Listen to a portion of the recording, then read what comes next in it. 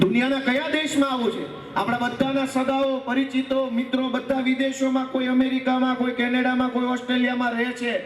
એને પૂછો કે અમેરિકામાં ટોળું લઈને જવું પડે છે પોલીસ સ્ટેશને, કેનેડામાં ટોળું લઈને જવું પડે છે, મામલતદાર ઓફિસે કોઈને હારે લઈ જવો પડે છે. દુનિયાના એકેય દેશમાં ટોળું લઈને નથી જવું પડતું. આપણે બધા ભાગ્યશાળી છીએ કે 50 જણા લઈને જવું પડે છે. આપણે બધા ભાગ્યશાળી માણસો છીએ કે સરકારી ઓફિસમાં ખાલી આપણી વાત સંભળાવવી હોય, ખાલી સાહેબ આપણું સાંભળે, કામ તો ન કરે, સાંભળવા હાટું થઈને ટોળું લઈ જવું પડે. પછી સાંભળે એટલે આપણને એવું કે ભાઈ તમારી વાત સાંભળી લીધી છે, કાઉન્સમાં બહુ મોટો ઉપકાર કર્યો. મિત્રો, કઈ પરિસ્થિતિ છે? હું તમને વારંવાર વિનંતી કરું છું કે અમારી ચિંતા ન કરો.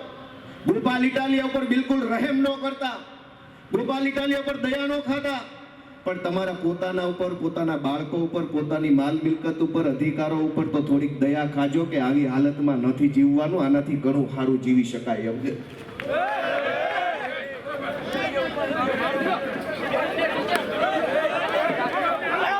આ પોલીસ વાળા અગાઉથી બચાવવા આવી ગયા, તેને ખબર હતી આ મારવાનો છે, એ પ્લાનિંગ થી આવેલા. પછી જો આ બચાવવા તરત આવી ગયા, ગુંડા લફંગાઓને બચાવવા તરત આવી ગયા બધા પોલીસ વાળા.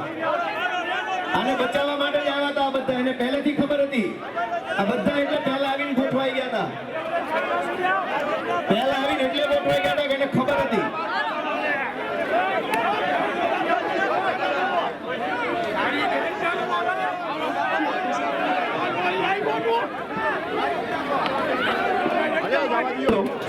આ પોલીસ વાળા ચારે બાજુ એટલે જ ગોઠવાઈ ગયા હતા, એને ખબર હતી પહેલેથી.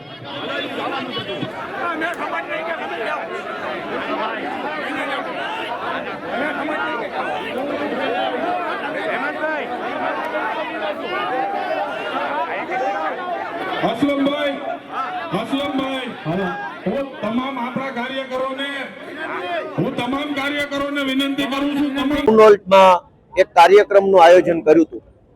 આ કાર્યક્રમમાં ખૂબ સારી રીતે કાર્યક્રમ ચાલતો હતો ત્યારે આજે આટલી વિશાળ જનસંખ્યા જોઈને, જામનગરની અંદર આમ આદમી પાર્ટીને આટલું વિશાળ જનસમર્થન જોઈને ભાજપ અને કોંગ્રેસ બેયના પેટમાં તેલ રેડાયું અને ભાજપ કોંગ્રેસ બંને ભેગા મળીને આજે આ સભા દરમિયાન જ્યારે હું વક્તવ્ય આપતો હતો ત્યારે એક વ્યક્તિએ આવીને મારા ઉપર કશુંક ફેંક્યું. મને એવું લાગ્યું કે પથ્થરો ફેંક્યો છે, પણ પાછળથી લોકોએ જણાવ્યું કે જૂતા ફેંક્યા, ચપ્પલ ફેંક્યા.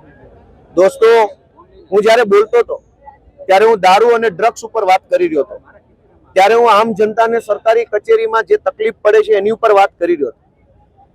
આમ જનતાને સરકારી કચેરીમાં કોઈ તકલીફ પડે છે એ મુદ્દો ઉઠાવવો ગુનો નથી. ગુજરાતમાંથી ડ્રગ્સનું દૂષણ નાશ પામે એ મુદ્દો ઉઠાવવો ગુનો નથી.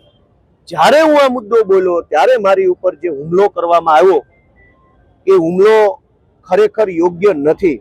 હું સત્તામાં નથી, મારી પાર્ટી સત્તામાં નથી, હું મંત્રી નથી, હું મુખ્યમંત્રી નથી, કે અમારી પાર્ટીની સરકાર નથી કે તમે અમને પ્રશ્ન પૂછો અને અમને જૂતા મારો કે ચપ્પલ મારો. દોસ્તો, મેં જોયું, હું વક્તવ્ય આપતો હતો ત્યારે કે અચાનક અનેક પોલીસ વાળા આ બાજુથી આવવા લાગ્યા, મારા ડાબા હાથ બાજુથી. 2-4 પોલીસ કોન્સ્ટેબલો આ બાજુ જમણી સાઈડ ગોઠવાયા, 2 લોકો અહીંયા સાઈડમાં ડાબી સાઈડ ગોઠવાયા, એક પોલીસ ઇન્સ્પેક્ટર, એક પીએસઆઈ એએસઆઈ ત્યાં ગોઠવાયા. અચાનક પોલીસ મુવમેન્ટ વધી ગઈ.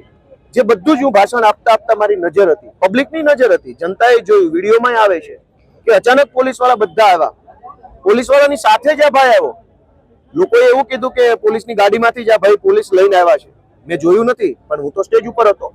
અચાનક પોલીસ વાળા આવ્યા, આ ભાઈ આવ્યો અને જેવું એને મારા ઉપર ફેંક્યું ચપ્પલ, તરત જ પોલીસે એને એસ્કોર્ટ કરી લીધો. એનો અર્થ એ થયો કે ભાજપના ઈશારે પોલીસ વાળા મારા ઉપર ચપ્પલ ફેંકાવનારાને લઈને આવેલા અને પાછું એસ્કોર્ટ કરીને પાછો લઈ જવાની પ્લાનિંગ સાથે આવેલા. જો એ માણસ પોતાની મરજીથી આવ્યો હોત તો પોલીસ એસ્કોર્ટ કેવી રીતે?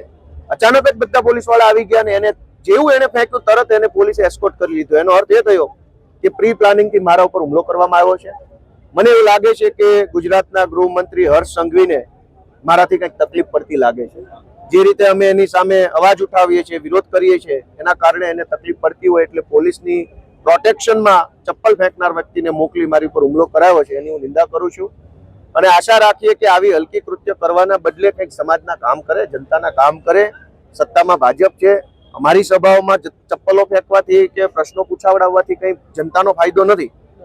ભાજપની સત્તા છે, અમને રોકવા હોય, અમને રાજનીતિક રીતે આગળ ન વધવા દેવા હોય તો ભાજપે અમારી સભા ડિસ્ટર્બ કરવાના બદલે જનતાનું કામ કરવું જોઈએ, જનતાને મદદ. પોલીસ જ આને લઈને આવી છે તો ફરિયાદ ક્યાં કરવાની? પોલીસ જ આ ચપ્પલ ના, મને કઈ ખબર નથી, હું તો સ્ટેજ ઉપર જ હતો. પોલીસ પોતે જ આને ચપ્પલ ફેંકનારને પોલીસની ગાડીમાં લઈને આવીને મારી ઉપર ચપ્પલ ફેંકાવડાવીને એસ્કોર્ટ કરીને લઈ જતા હોય તો હવે કયા પોલીસ સ્ટેશને ફરિયાદ કરવાની? હું જનતાની અદાલતમાં ફરિયાદ કરીશ અને જનતાની અદાલતમાં ન્યાય થાય ને ત્યારે આ ગુનેગારોને સજા અપાવીશું.